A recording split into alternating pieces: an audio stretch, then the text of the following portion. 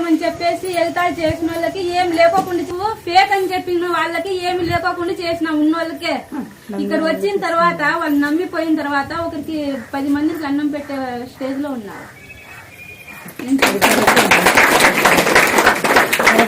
బిడ్డలు లేని వాళ్ళకి బిడ్డలు ఇస్తున్నావు, బిడ్డలు లేని వాళ్ళకి బిడ్డలు ఇస్తున్నావు. ఎక్కడ పోయినా డాక్టర్లతో కానీ కాదు, మీతో అవుతుంది.